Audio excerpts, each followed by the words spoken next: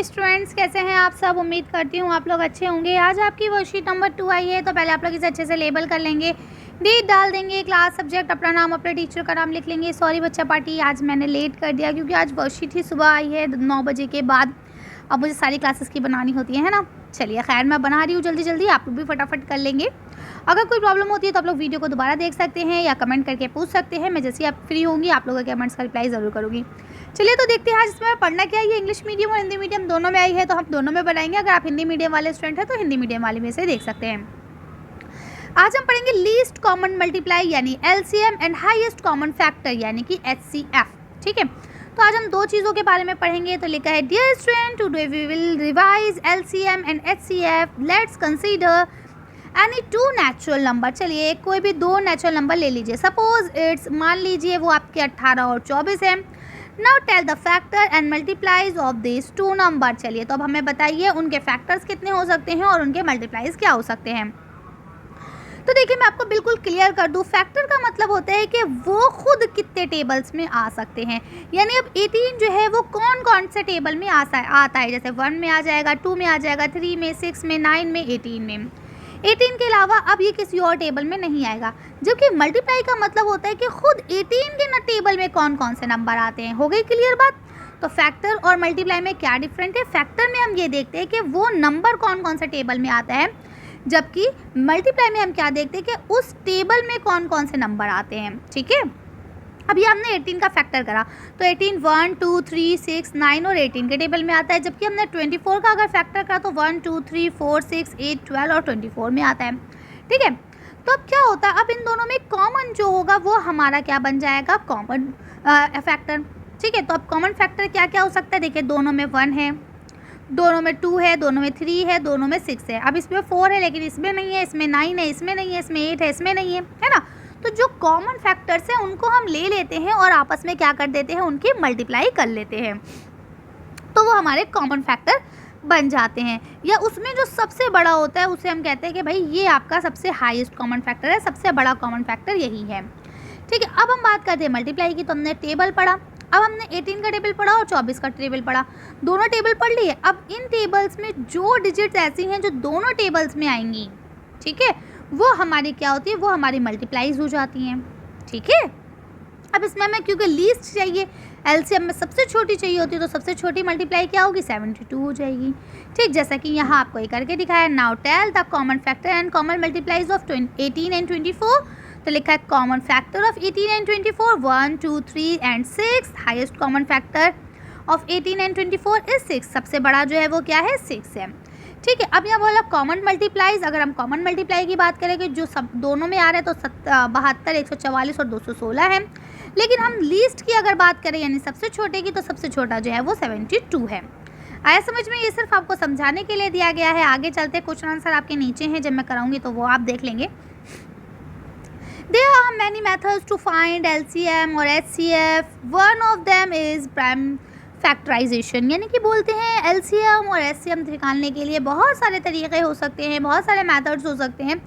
लेकिन इसमें एक जो सबसे अच्छा मेथड है जिसको हम लोग प्रीफर करते हैं वो है आपका फैक्टराइजेशन वाला मेथड। ठीक है, तो इसमें हमें क्या करना होता है अकॉर्डिंग टू दिस। अगर हम इस मेथड की बात करें, first we express the given term in the form of the multiple of primes. यानी हमें इसमें क्या करना होता है कि इसको प्राइम की मल्टीप्लाई में करना होता है। नहीं, ये सिंपल सा एलसीएम निकालना होता है। एलसीएम निकालना हम सबको आता है। क्या करेंगे, 18 का एलसीएम निकालेंगे, 2 9 ज़ा 18। ठीक है, फिर 3 3 ज़ा 9 और फिर 3 1 ज़ा 3। इसी तरह से 24 का निकालेंगे, 2 का टेबल 12 बार पढ़ेंगे 24, फिर अब 2 का टेबल 6 बार पढ़ेंगे तो 12, फिर से 2 का टेबल 3 बार पढ़ेंगे तो 3 और फिर 3 1 ज़ा 3। ठीक है, तो अब क्या हुआ, आपने देखा कि 18 का क्या निकला 2 3 3, तो ये लिख दिया 2 3 3 और 1 तो सब में कॉमन होता है। 24 का आपने क्या लिखा, 3 बार 2 और 1 बार 3। ठीक है, ये आपके हो गए। अब इसमें आपको क्या करना है, कॉमन निकालने हैं। तो कॉमन देखिए 1 हो गए, 2 हो गए और यहाँ 3 हो गए। तो अब इन तीनों को मल्टीप्लाई करेंगे तो ये आपका हाईएस्ट कॉमन फैक्टर हो जाएगा। अगर हम बात करें एलसीएम की, तो एलसीएम में आपको क्या करना है कि जो कॉमन नंबर है, जैसे 1 एक निकाल लिया, 2 एक निकाल लिया, 3 एक निकाल लिया। अब जो बचे, जैसे ऊपर एक 3 बचा ये लिख दिया, नीचे 2 बार 2 बचा ये लिख दिया, इन सबको मल्टीप्लाई करा आया 72। तो ये आपका 72 जो है ये आपका एलसीएम हो गया। आई समझ में बात। चलिए आगे चलते हैं। अब यहाँ लिखा है लेट्स डू सम क्वेश्चन, चलिए कुछ क्वेश्चन करके दिखाइए। पहला क्वेश्चन लिखा है find out the factor of following number. अब इन नंबर के आपको फैक्टर्स निकालने हैं, फैक्टर निकालने हैं यानी कि इनका एचसीएफ करना है, ठीक है ना। तो चलिए देखते हैं 9 का, 13 का, 16 का, 22 का और 50 के क्या फैक्टर्स हो सकते हैं। आंसर देख लेते हैं। इसका आंसर यहाँ से लिख सकते हैं कि 9 का क्या हो जाएगा 1, 3 और 9, ठीक है। 13 का क्या होगा 1 और 13। 16 का क्या होगा 1, 2, 4, 8 और 16। 22 का क्या होगा 1, 2, 11 और 22। 50 का क्या होगा 1, 2, 5, 10, 25 और 50, ठीक है। यानी जिस जिस टेबल में ये आते हैं वो हमें लिखना है। चलिए अगला पढ़ते हैं। ठीक है, यहाँ आपको नेक्स्ट क्वेश्चन दिया गया है find out the first 12 multiplies of the following number. यहाँ जो ये नंबर दिए गए हैं इनकी आपको फर्स्ट 12 मल्टीप्लाइज करनी है, यानी कि इन सब के आपको टेबल 12 बार पढ़ने हैं, ठीक है। जैसे कि यहाँ पे आपको 7 का टेबल है तो 7 का टेबल आपको कितनी बार पढ़ना है 12 बार पढ़ना है। फिर 11 का टेबल है तो 11 का टेबल भी 12 बार पढ़ना है, यानी एक एक बार लाइन से, ठीक है। तो इसके बाद यहाँ पे आपको अगला जो दिया गया है ये भी आपको 19, 21 और 25 दिए गए हैं, इन सब के आपके टेबल पढ़ने। चलिए देखते हैं आंसर। इसका आंसर यहाँ से लिख सकते हैं आसानी से 7 के और 12 मल्टीप्लाइज लिखने हैं आपको, यानी कि 7 को 12 बार गुणा करना है तो 7 का टेबल आप 12 बार पढ़ेंगे। ऐसे 11 का टेबल 12 बार पढ़ेंगे, ऐसे ही आपको 19 का टेबल पढ़ना है और 21 का टेबल पढ़ना है और लास्ट में 25 का टेबल पढ़ना है। तो ये सारे मैंने पढ़ दिए हैं, आप लोग लिख लेंगे। अगर कुछ कम ज़्यादा होता है तो अपने आप ऐड ऑन कर लीजिएगा। जल्दी जल्दी मैं करा रही हूँ क्योंकि आप लोगों को मालूम है कि आज वर्कशीट बहुत लेट आई है। चलिए तो कर लेंगे, आगे पढ़ते हैं। अब यहाँ आपको क्वेश्चन दिया गया है what is the least common factor of the 5 natural number. अगर हम कोई 5 नेचुरल नंबर लेते हैं तो उनके लीस्ट कॉमन फैक्टर क्या हो सकते हैं। तो नेचुरल नंबर हो गया 1, 2, 3, 4 और 5, ठीक है। इन सब में जो सबसे कॉमन और लीस्ट कॉमन फैक्टर होगा वो आपका 1 होगा। क्या होगा 1, क्योंकि देखिए सबके टेबल में 1 आने वाला है, बाकी और कोई भी ऐसा नहीं है जो एक दूसरे के टेबल में आए, ठीक है। तो इसका आंसर हो गया 1। नेक्स्ट क्वेश्चन लिखा how many common multiply exist from any 2 natural number.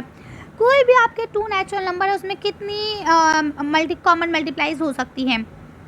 तो देखिए मैंने आपसे क्या कहा, अभी ऊपर आपको क्वेश्चन दिया गया है इससे रिलेटेड, तो आपको कोई भी लेना है। तो अगर हम मान लीजिए 1 और 2 लेते हैं तो इनमें कॉमन मल्टीप्लाई भी 1 होगी, सिर्फ 1 ही दोनों में आएगा, वरना दोनों अलग अलग हो जाएंगे, ठीक है। तो कोई भी आप नंबर ले सकते हैं। हमने 1 और 2 लिखा तो हमने ये लिख दिया। अगर आप और कोई बड़े नंबर लेंगे तो उसके अकॉर्डिंग लिख देंगे, ठीक है। अब यहाँ नेक्स्ट क्वेश्चन आपको लिखा है find out the LCM and HCF of the following number. अब आपको यहाँ पे जो नंबर दिए गए हैं इनके एलसीएम और एचसीएफ दोनों करने, 3 और 8 का, 4 और 12 का, 15 और 25 का, 14 और 49 का और 13 और 17 का, ठीक है। तो चलिए इसको करके वीडियो फिनिश करते हैं। यहाँ पे आपको 3 और 8 का करना था, तो पहले आप 3 का करेंगे फिर 8 का करेंगे। फिर जो दोनों में कॉमन होगा, जैसे यहाँ आप देख पा रहे हैं दोनों में क्या कॉमन है 1 कॉमन है, ठीक है। तो कॉमन जो होता है वो आपका एचसीएफ हो जाता है, यानी 1 इसका एचसीएफ हो जाएगा। और बाकी कॉमन को 1 निकालने के बाद जो भी चीज़ें जितनी बार बचती है उसको लिख के हम मल्टीप्लाई करते हैं, आपका एलसीएम हो जाता है, ठीक है। तो ये आपका एलसीएम हो जाएगा। इसी तरह से यहाँ देखिए आपको 4 और 12 का करना है, तो सेम देखिए आप ऐसे ही 4 और 12 का कर लेंगे, ठीक है। इसी के बाद यहाँ आप देख पा रहे हैं आपको 15 और 25 का भी करना है, तो सेम ऐसे ही आप 15 और 25 का कर लेंगे। इसके बाद यहाँ देखिए आपका 14 और 49 का करना है, तो ये भी आप सेम ऐसे ही करेंगे, ठीक है ना। आगे चलते हैं। यहाँ पे आपका लास्ट जो बचेगा वो है आपका 13 और 17 का, तो इसको भी आप लोग कर लेंगे। चलिए तो आज की वीडियो को अब हम यही ख़त्म करते हैं। आज की वर्कशीट में बस इतना ही। अगर आपको हमारी वीडियो पसंद आई हो तो प्लीज़ इसे लाइक और शेयर करें। अगर अभी तक आपने मेरे चैनल को सब्सक्राइब नहीं किया तो प्लीज़ मेरे चैनल को सब्सक्राइब करें। Thank you for watching.